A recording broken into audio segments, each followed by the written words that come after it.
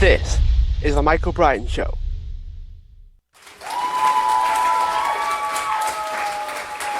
Hi everyone, welcome back to the show, and today I'm joined with Victoria Kirilloff, who is a divorce finance analyst. She founded Divorce Analytics, and we are actually looking at divorce from the financial perspective today. So Victoria, thanks so much for taking the time and joining me today.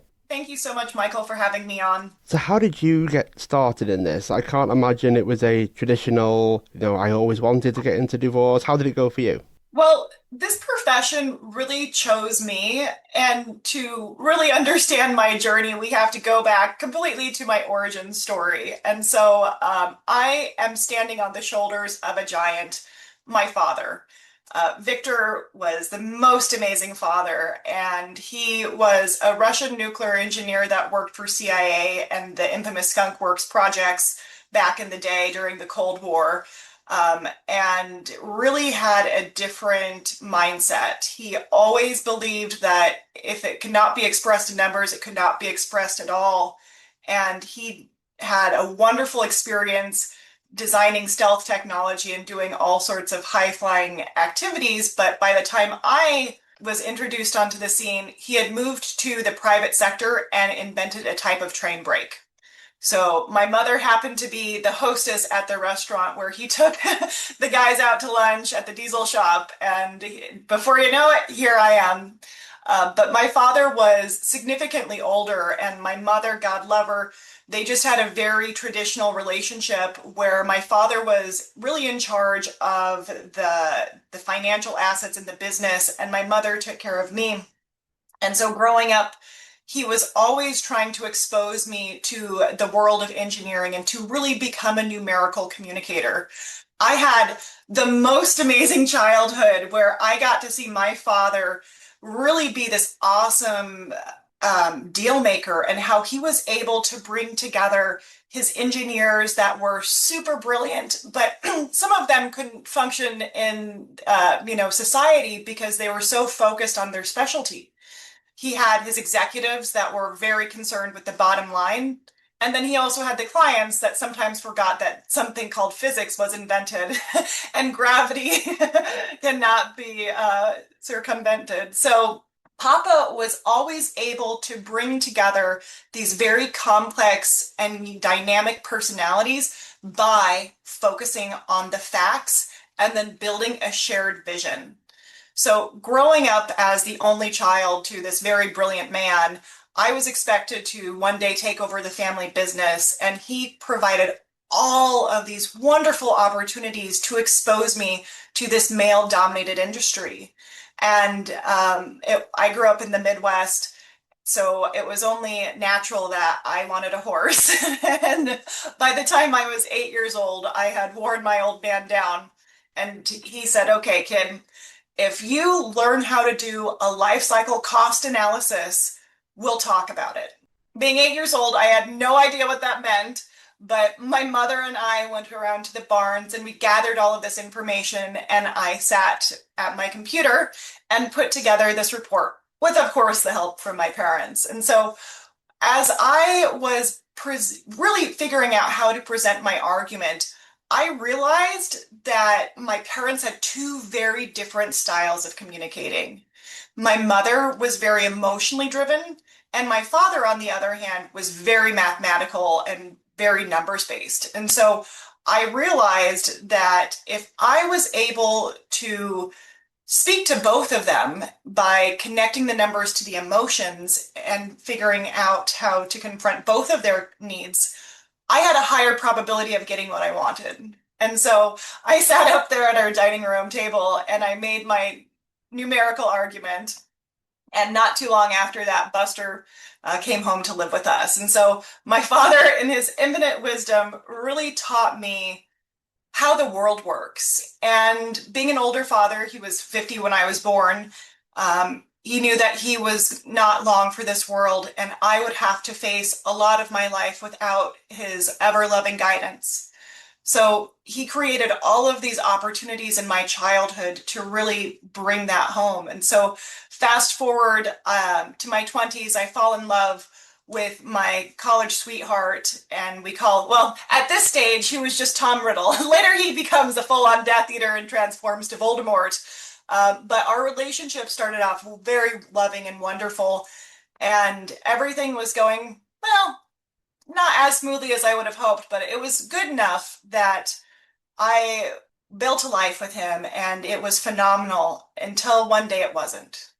And this was right around the time that my father suffered a catastrophic stroke when I was 25. And so it was really unsettling. I not only had my personal life that was starting to implode, my parents and my family, it was, my father was very ill and it was a lot to manage. And so I was so overwhelmed and I was on the fence trying to figure out, should I go or should I stay?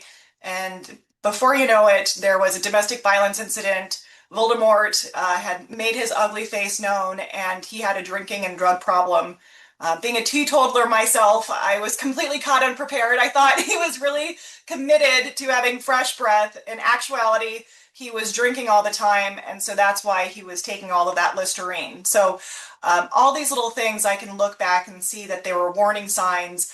I didn't know any better. I was very naive. And so while I had all of this worldly corporate experience, I really was pretty much sheltered as a child and didn't watch any like rated R movies until, Yeah. Roby and Michelle's high school reunion, which is, not that scary. So it was really my coming of age story where I had to navigate this highly abusive man and do it all on my own. And unfortunately, I was completely bewildered. When you are dealing with a divorce, there are really four main areas of life that you're going to have to navigate. I call them phases. However, they're not exactly like phases where one begins and one ends. They run together. But what a lot of people don't realize that there is an emotional, social, financial, and then legal phase that you will navigate as a part of a divorce. And when you are dealing with an abusive relationship, there's that added layer of psychological considerations that you have to work through. And so for me, I was so overwhelmed by the psychological bear that was pressing down on me. I could not figure out how to leave. And this was a very scary situation where he attempted to take my life. And so I realized that there were no white knights coming to rescue me. I had to do this myself. And I went back to what my father taught me, which was that old corny saying, if it cannot be expressed in numbers, it could not be expressed at all. Doing what I do best, I put pen to paper and I started to figure out the financial considerations. I couldn't deal with the emotional or the psychological stuff, but really the finances or something I could wrap my arms around and start making a plan. And I did just that. I was able to determine what we owned together, and then I developed a property division proposal as to what we would do with our house. And so, as much as I loved that house, when I looked at the mathematical analysis behind it, it was truly going to be an albatross around my neck. And so I realized because of that, I was able to let go and offer either for him to take my shares, if you have to buy them out, or we could sell it and divide the proceeds. And so using documentation, I backstopped all of my numbers in that first initial divorce impact analysis report. And I was able to sit at our dining room table. And up until this point, our relationship was very contentious. And I realized, though, by working with my father and seeing how he would bring together all of these very complex and dynamic personalities, there was still a shared language, and that was numbers. So using numbers, I really was able to set myself free from this very abusive relationship. And my goodness, we had the first productive conversation, Michael, within like our 10-year relationship. Sounds like the numbers almost help the emotional side. Like you can picture it where you're overthinking, you're doing this, you're doing that, but then when you put pen to paper and you look at the actual facts, as you said, sometimes it can have a ripple effect in a positive way where now you can let go emotionally because you know the reality of the situation. You hit the nail on the head. Numbers are really just the carrier for our emotions, and it gives us something tangible that's arm's length distance away from us that we could really work through our problems without having to get too emotionally activated. Do you find then that people don't necessarily take divorce in this way? And I suppose they probably should if it means that they end up dividing things or splitting things equally. I mean, there was a funny joke that I heard in a film once, but it was like, yeah, you can't split a pig, if that makes sense. So you end up in a situation where you have to figure it out as you go along, and knowing the facts and the numbers sounds like the best way to do that. You are so accurate with that statement. So, divorce is generally the biggest business decision and transaction most people will ever experience. It impacts your cash flow and your assets. And most people don't have a really good grasp of a massive breakup like this. And so our point of reference is generally a high school or a college breakup where you just, had a shared emotional life. But when someone gets married, this actually is a binding contract with the state, and it really forms you into one unit. And so when someone is going through a divorce, it's really important to build out a divorce team and not just go with an attorney. Attorneys have a lot of value, but there is an emotional, social, and financial phase that you really need to navigate with the right professional. Otherwise, what ends up happening is that the divorce generally becomes very punitive in nature. The legal system is designed to prosecute criminals, and so it is not the best method for family law matters.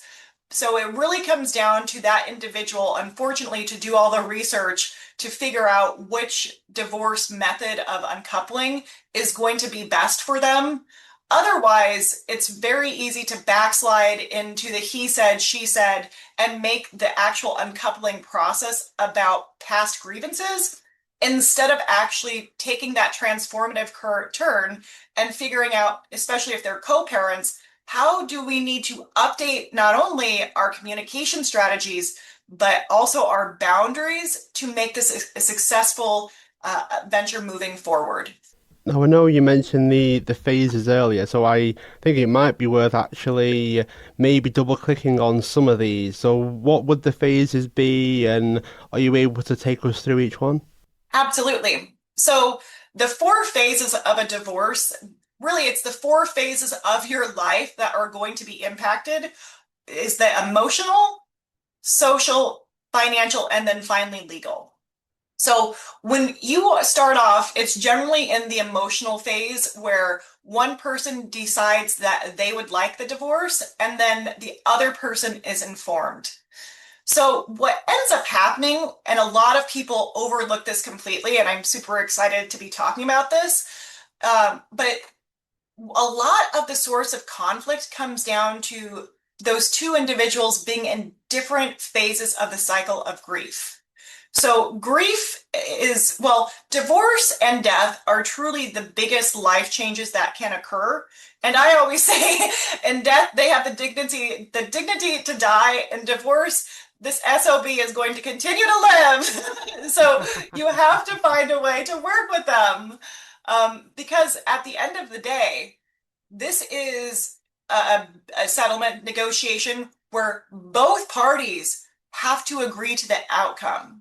So it cannot just favor one person completely. There has to be a good compromise and give and take. So in order to have that very high powered conversation, both parties have to do the emotional work so they can arrive at the final phase of grief, which is acceptance. Otherwise, what ends up happening is generally the person that is informed that the divorce is moving forward, they get stuck in denial or anger. So it really comes down to having a divorce coach or an awesome therapist, and they play two different roles. We'll circle back around to that, but you have to have some type of emotional guidance and someone that is going to watch over you so you can have some clarity when this becomes about the past so you can shift into redirecting otherwise there's so much low-hanging fruit, and the relationship did fail for a reason. Even under the most amicable divorces, there are going to be some negative emotions. And unless you properly process them, it is going to bleed into your financial conversations. And then you won't be able to have a kitchen table divorce like I did with Voldemort. You'll end up having to go to an attorney for all of your negotiations, which makes it so much more expensive. So, a good quality divorce coach is going to help you really, understand the divorce operations and then figuring out which process model is going to be best for your family dynamics. So what that looks like is that, a couple that elects to do mediation is very different than a high conflict couple that has to go to litigation. And it's important to start the process off on the right foot. But generally, what ends up happening is that someone's empathy gets weaponized throughout this process, and it could later come back to bite them when they start to negotiate. So it's really important that obviously you can see there's a lot of nuance in divorce, but really choosing the process model and a team that is going to help you think through that is going to be one of the best ways to take this and make it transformative, but also cost effective. So after we have the emotional phase, it then starts to blend into the social phase. And so that is really when you start telling everyone that you are moving forward in your divorce, and it can be very eye-opening. Some friends think that divorce is contagious and they may fall to the wayside, and it can be very overwhelming, especially when you're already losing your marriage and potentially your home, to then have your social circle start to change. And that's where I really recommend people connect to their goals. It is so easy to think that this divorce is never going to end, that you're never going to be happy, that you're losing everything that you ever dreamed of.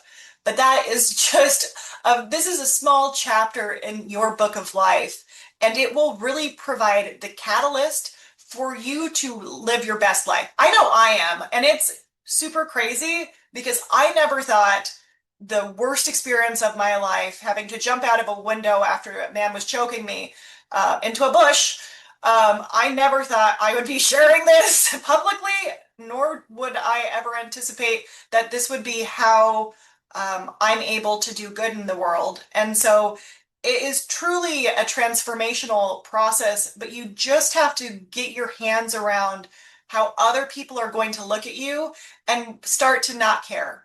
So having a few canned responses when you go to the post box can be very helpful, especially if you have a nosy neighbor that's very curious. So no is a complete sentence. You do not have to explain everything to everybody. And as a recovering people pleaser myself, that was something I incredibly struggled with. So the more that you have a good support team that's helping you shift away from essentially some of the childhood trauma that is rearing its head, it can really help you shift and heal from this. So by the time you get to the financial phase, you're not overwhelmed by emotions. Now, before we jump into the finances, it's really important to understand you need to be kind to yourselves as you're navigating this. So many of us don't keep budgets on a good day. So as you're going through the divorce, not only do you have the marital finances you have to confront, but there's also some unresolved financial feelings that have been hanging around since childhood that you have to address. Otherwise, those money narratives that you tell yourself are going to make themselves apparent in your divorce negotiations. And so this by far is the most nuanced you will ever need to get with your personal finances. You truly have to get down into the weeds to determine your historical expenses, especially if you are making a spousal support request. Historical documentation is by far is the best evidence. So if you have the presence of mind to be building out your documentation, you're going to save on professional fees a ton. But after you build out the documentation, you actually need to then develop a proposal. Divorce is a business transaction, and the person that puts together the proposal first is going to have, they're going to set the tone. And that's really where I try to help my clients. Let's get out there. This might not be what you wanted, it might be really scary. But if you have the opportunity to set the tone, you'll be able to have a higher probability in shaping the outcome. And so after you put together your proposal, it's always good to then slip into the legal phase and bring an attorney to get some good legal insights and to figure out how much can you do of this yourself and how much you're going to need for support when it comes to negotiating with your spouse. And so really the divorce phase lends itself to a divorce team where there's a divorce coach, a financial analyst, and then finally an attorney. So you're breaking down each area of life really with the professional that can serve you the most. The thing that really caught my eye there was avoiding the emotions from bleeding into the other areas. You can see a situation where the things that you're emotionally attached to, the other person, i.e., the person you're trying to divorce from, might then be able to use that. Anything that can happen when you're trying to negotiate can get quite tricky if emotions are involved and the other person knows that. So I can definitely see how trying not to do that would be extremely helpful, and trying to deal with that first, I imagine they have consequences that extend far beyond just the divorce itself. Absolutely, especially if there are children involved. I cannot tell you how many times, Michael, I have seen the children weaponized when the financial conversation was not going how that spouse wanted. And it is unfortunately just a part of the divorce process, as much as I wish it was not. And so that's really where a good divorce coach is worth their weight in gold. And I know what most people think. It's like a three-person divorce team. It's like, oh, honey, no, it's so much better to have a three-person team than going to your attorney for everything. And so that's where people really have to be mindful how they use their attorney. And so they are going to be able to provide great legal insights and guide you through that legal system. But when it comes to those emotional triggers that your spouse probably not only do they know, they installed a few buttons and they know how to push them, you really have the burden to transform if you want to make this a good experience. And so that's what it comes down to.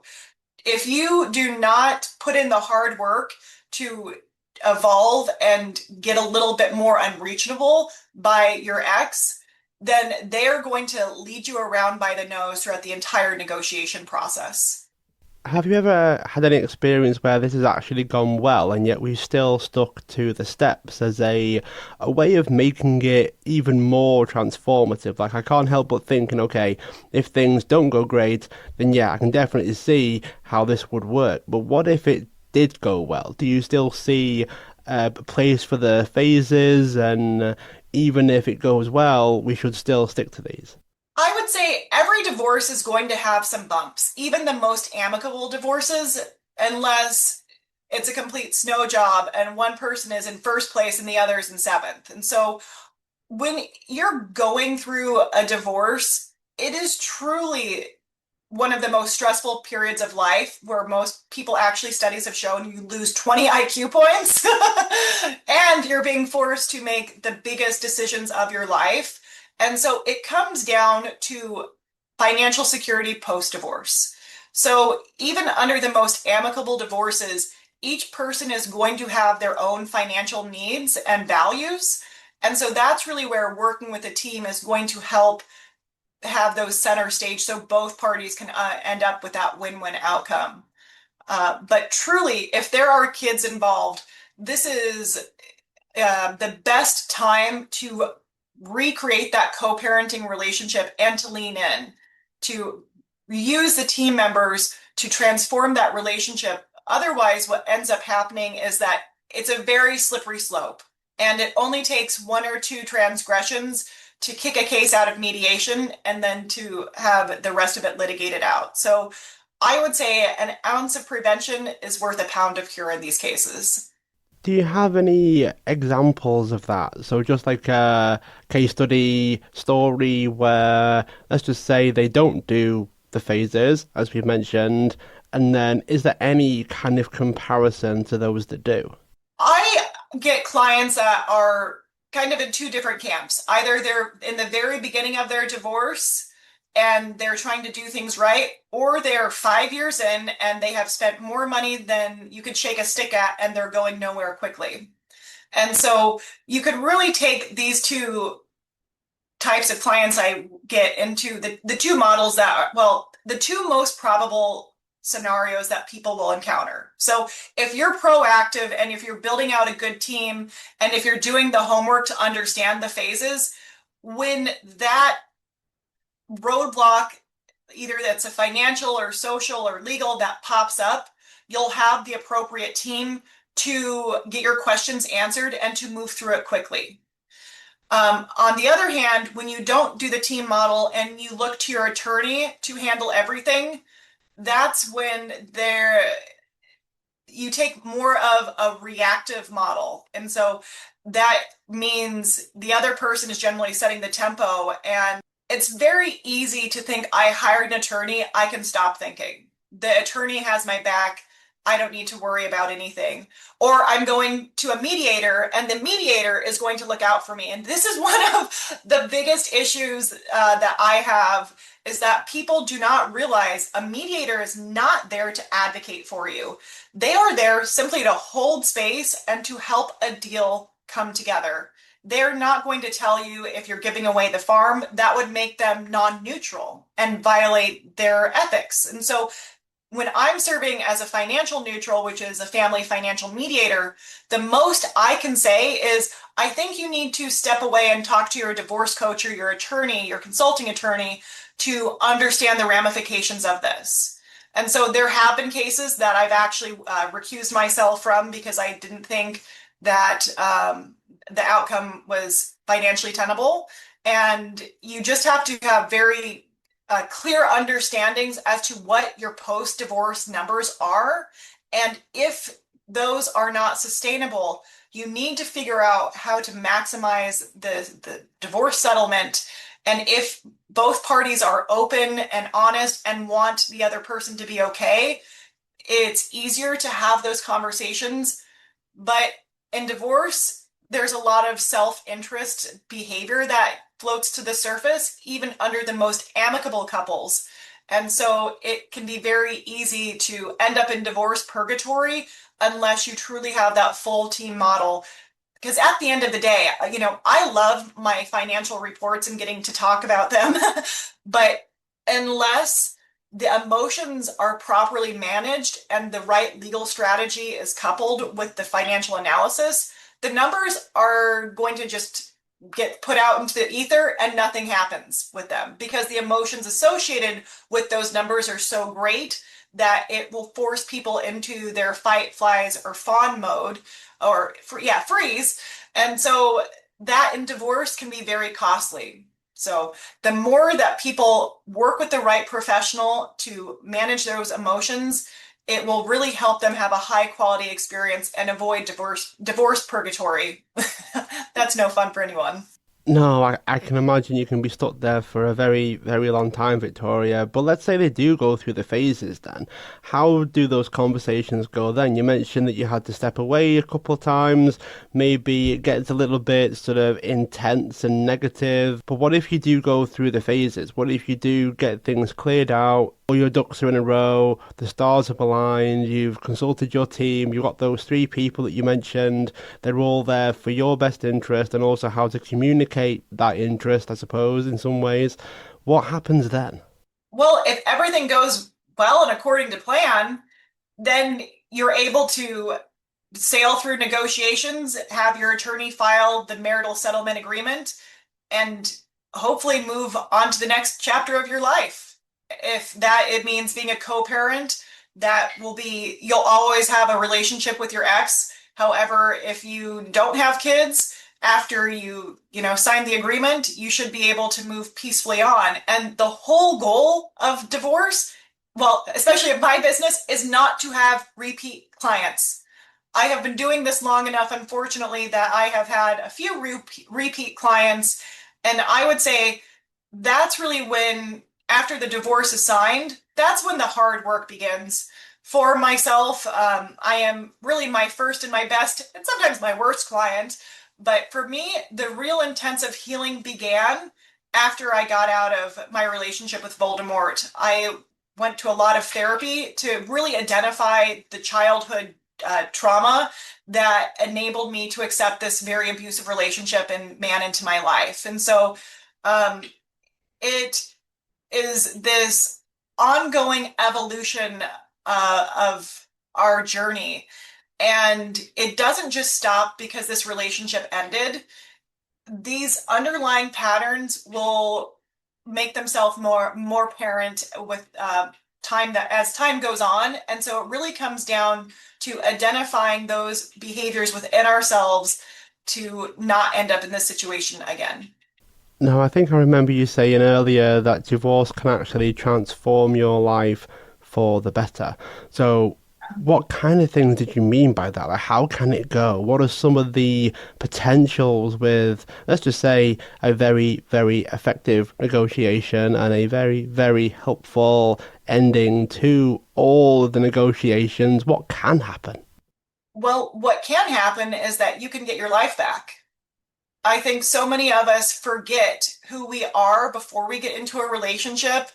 And especially when kids get brought into the picture, there is no time for ourselves. And especially when you have a high conflict partner, they have made their needs your own. And it can be very easy to forget completely what your interests are, what even music you like. And so this is truly a time period to reconnect with yourself. For the most part, the marriage failed because there was something that wasn't right. And it can be so easy to stay in a situation that doesn't serve you because it is economically safe.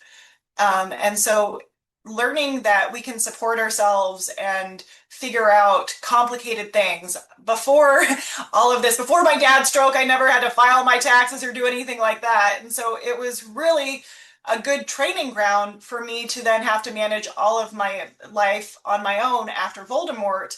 And so many of us get caught up in the operations of life and thinking that we need this person or we're inadequate or we can't figure it out, or if we've been told we're dumb and we're stupid, those narratives get imbued into ourselves. So it's incredibly important for us to move past those horrible self-talk narratives and to replace that with ones that we are worthy. And whatever that mantra of positivity is, it truly needs to cement into our psyche so it can grow. For my example, I had really low self-worth, and it's hard for me to look at myself and some of my other behaviors in life and how I have a really high standard for myself professionally and intellectually, but I was letting in the wrong men. Um, a new term is hobosexual. A hobosexual is someone that is a man that targets a high earning woman, or not even high earning, it could be any woman. But they're targeted and they lock in with a real intent to deceive and to essentially impregnate someone so they never have to work a day in their life. I have heard clients' husbands say, all I was waiting for is for her to get married, then she never could leave me again. And that was my meal ticket. And just these behaviors are pretty appalling. And for me personally, I had low self-worth. And so I was willing to accept a hobosexual in my life, even though I knew that I deserved better. And so it really comes down to doing the hard work and the self-care so you can grow and pick better people, but then also understand that it's okay to be alone. I think so many of us, especially in a world where we're addicted to TikToks, we have a short attention span. And unless we're being entertained, it can feel very lonely. And so going through a divorce is a really good chance to check in with what our bigger goals are. And in today's day and age, it's very easy to be, distracted and discombobulated. And a divorce is truly the biggest reset anyone will ever go through. And that's why it is the best opportunity for transformation. The idea of not knowing what music you like and things like that, you can almost forget who you are in the pursuit of whether it's a partner, whether it's someone you want to spend the rest of your life with. It can be very, very easy to end up not really yourself anymore. Just for yourself and maybe some of your clients as well, what are some of the initial thoughts on the idea of trying to find yourself again, work out what you like again? You mentioned self-care earlier, so I just thought I'd open the door a little bit so you could share what are some of the things that have worked for you, possibly your clients as well, that can help start that process. Divorce seems like a terminal end, and it is not. It is simply the end of a chapter. There is so much more life that is yet to be had. And so, what I have all of my clients do when they first start working with me is we begin visualizing what that world looks like. You have to have a very clear idea as to how you want your post-divorce world to be created, because you're literally going to make hundreds of thousands of decisions during this process. And it's very easy to get something called decision fatigue, where literally you make so many decisions, your brain just throws the towel and says, whatever's easiest, that's what I'm going to do. So, in order to counteract and have a backstop against that, you really need to know what your life is going to look like, and how you can really weave in, well, that model into your outcome. So I think it's also important to know where you're going to end up, because there are so many different opportunities to become derailed. Your ex is going to say something that's triggering. They're going to do something that's very self-centered. And unless you have a clear end in sight, it can be easy to go low. So it comes down to understanding what you want out of this process and having a laser focus on what that actually is. Thank you so much for sharing that, Victoria. It must have been an ordeal for you to go through this, and then you're helping others through it as well. It must sound like it's a never-ending process for you, where you've gone through it yourself, and now all of a sudden you're helping others through it as well. Would you say that it works in most cases, where you're able to get the goals in mind, figure out which direction you're heading? I picture it almost like a compass, where if you know where you're going, then the terrain can change, but you're always heading in the right way. That is a great way to view a divorce. It is a goals a goals worksheet. It is your compass. You need to know where you're headed. Otherwise, you'll end up lost on Mount Everest, and no one wants to be Mr. Green Boots. So how can people enter your world, Victoria? This is your chance to share websites and social media. I've enjoyed this conversation, and I wonder if others would like to enter your world and get to know you better. That would be great. I am an open book, so I recommend people follow me on Instagram at Divorce Analytics. I also have a burgeoning YouTube channel, and then also my website is divorceanalytics.com. But I think the most important thing that you can take away from my conversation today is that your divorce is not the end. It is going to be the beginning of the rest of your life. And if you embrace it, it might not be what you want, but this is your only life, and you have to be a player. You get the opportunity to be the main character in your life. So take it and use your divorce to transform into your greatest version. Thanks so much for being a guest on the show. Those that are listening, feel free to subscribe, share the show, tell others, and also leave a review wherever you are listening into your podcasts. Victoria, this has been amazing. I've enjoyed this. Thank you. And I look forward to keeping in touch. Thanks very much. Thank you, Michael.